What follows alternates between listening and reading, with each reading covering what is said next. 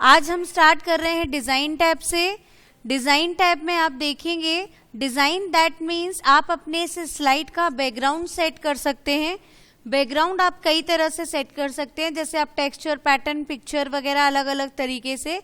लेकिन यदि मुझे यहाँ से कोई सिंपल डिज़ाइन लेनी है तो जैसे मैं यहाँ पे क्लिक करती हूँ तो बाय डिफ़ॉल्ट वो डिज़ाइन सारी स्लाइड्स पे अप्लाई हो जाती है। पर मुझे हर स्लाइड पे डिफरेंट डिज़ाइन चाहिए, उसके लिए मैं सबसे पहले ब्लैंक ले लेती हूँ ताकि सब पे ब्लैंक आ जाए। यहाँ से आप सब पे ब्लैंक कर सकते हैं अगर गलती से आपसे हो भी गया है तो। अब जैसे मुझे इसमें से कोई एक ऐसा स्लाइड का वो चाहिए फीचर, मतलब मुझे एक स्लाइड में सिंगल चाहिए, तो मैं यहाँ क्लिक नहीं करूंगी, मैं यहाँ राइट क्लिक करूंगी और अप्लाई टू सिलेक्टेड स्लाइड पे क्लिक कर दूंगी। देखिए पहली स्लाइड पे एक्टिव हो गया। अब मैं यहाँ से दूसरी स्लाइड पे क्लिक करूंगी। स्लाइड पेन से आप जो जो स्लाइड को सिलेक्ट करेंगे उसी स्लाइड में बैकग्राउंड सेट होगा। यहाँ से मुझे राइट क्लिक करना है और अप्लाई टू सिलेक्टेड स्लाइड कर देना है। हो गया। तो इस तरह से धीरे धीरे करके आप सब पे अलग अलग बैकग्राउंड सेट कर सकते हैं। अगर सब पे सेम चाहिए तो आपको सिर्फ क्लिक करना है, वो बाय डिफॉल्ट सब पे सेम आ जाता है, ठीक है। उसके अलावा अगर हम यहाँ आए, यहाँ से आप उन्हीं के थीम्स, कलर्स देखिए नीचे की तरफ चेंज हो रहा है बैंड का कलर, देखिए। तो यहाँ से आप थीम, बैंड्स, कलर्स, उनकी सारी चीजें, फॉन्ट स्टाइल सेट कर सकते हैं। अब मैं अगर आ जाऊं यहाँ पे बैकग्राउंड पे तो ये जो व्हाइट वाला स्पेस दिख रहा है आप उसको यहाँ से सेट कर सकते हैं। हो रहा है? Yes and no. अब हम ब्लैंक ले लेते हैं पूरा का पूरा। अब हम चलते हैं फॉर्मेट पे। अगर मुझे इन सब डिजाइन्स में से कोई भी डिजाइन नहीं लेनी है, मुझे फॉर्मेट बैकग्राउंड से अपनी कोई डिजाइन अप्लाई करनी है, तो मैं यहाँ से फॉर्मेट बैकग्राउंड पे चली जाऊंगी। यहाँ पे आप फिल देख पा रहे हो।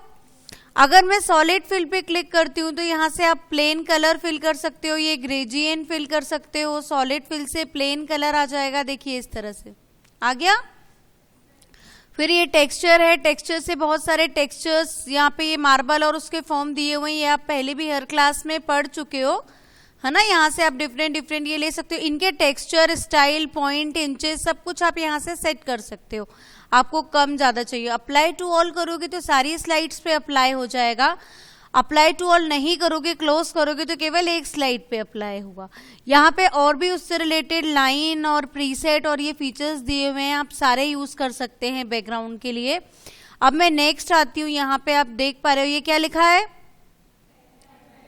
हाँ, पैटर्न। तो यहाँ से आप पैटर्न के कलर ले सकते हो। जैसे मुझे 2 पैटर्न बनाने हैं, देखिए आ गया कलर। यहाँ से आप कोई भी एक पैटर्न ले लेंगे, पैटर्न वगैरह ले सकते हो। अब टेक्सचर एंड फाइल में सबसे इंपॉर्टेंट चीज क्या होती है कि अगर मुझे कोई इमेज चाहिए बैकग्राउंड में तो टेक्सचर वाले पे यहाँ पे एक ऑप्शन लिखा होता है जिसको हम कहते हैं फाइल। इस फाइल पे जब हम क्लिक करते हैं तो आप इसको ब्राउज करते हैं। यहाँ पे यदि आपकी कोई इमेज सेव है और अगर वो आपको बैकग्राउंड में अप्लाई करनी है तो आप इस तरह से देखिए कर सकते हैं, वो आपके बैकग्राउंड में आ जाएगी, ठीक है। कहाँ गए थे हम? डिजाइन टैब पर। डिजाइन टैब पे जाने के बाद बैकग्राउंड, बैकग्राउंड के बाद फॉर्मेट बैकग्राउंड, फॉर्मेट बैकग्राउंड के बाद fill, solid fill, gradient fill, texture fill, इनकी सारी सेटिंग, ब्लर करना है, ट्रांसपेरेंट करना है, वॉश आउट करना है, सारी चीजें आप यहाँ से सेट कर सकते हैं। इस तरह से आप हर स्लाइड का बैकग्राउंड चेंज कर सकते हैं, ठीक है। आपको अब उसके बाद एक ऑप्शन और है यहाँ पे, हाइड बैकग्राउंड ग्राफिक्स। जैसे सपोज मैंने यहाँ पे ये वाली स्लाइड दी हुई है, अगर मैं हाइड पे क्लिक करूंगी तो देखिए इस तरह से आ जाएगी। समझ गए इसका क्या यूज है? बस यही यूज है हाइड बैकग्राउंड ग्राफिक्स का। अब उससे भी ज्यादा जरूरी चीज है इसके ये जो स्टार्टिंग के ऑप्शन है। पहला है आपका स्लाइड। अगर मैं यहाँ से स्लाइड को पोर्ट्रेट कर दूं तो आपकी स्लाइड जो है देखिए इस तरह से दिखेगी। अगर मैं इसी स्लाइड को लैंडस्केप कर दूं तो ये इस तरह से दिखेगी। तो ये चीजें आप यहाँ से भी सेट कर सकते हैं पेज सेटअप से जाके। उसके अलावा ये वाला जो पार्ट है ये सबसे इंपॉर्टेंट पार्ट होता है पेज सेटअप का। पेज सेटअप से स्लाइड सेटअप, आप दो कुछ भी कह सकते हैं इन दोनों में से। इसका क्या यूज है कि कभी कभी जैसे हमें प्रेजेंटेशन कहीं देना होता है और वहां से एक रिक्वायरमेंट आती है। रिक्वायरमेंट ये आती है कि आपकी हाइट इतनी होनी चाहिए स्लाइड की और विड्थ इतनी होनी चाहिए, तब हम नॉर्मल प्रेजेंटेशन में अपना पीपीटी नहीं बनाएंगे।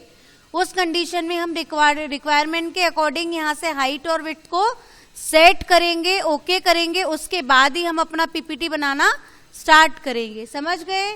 उसके बाद ये हो गया आपका डिजाइन टैब कंप्लीट। इस डिजाइन टैब को आप लोग बहुत अच्छे से रिवाइज कर लीजिए, ठीक है।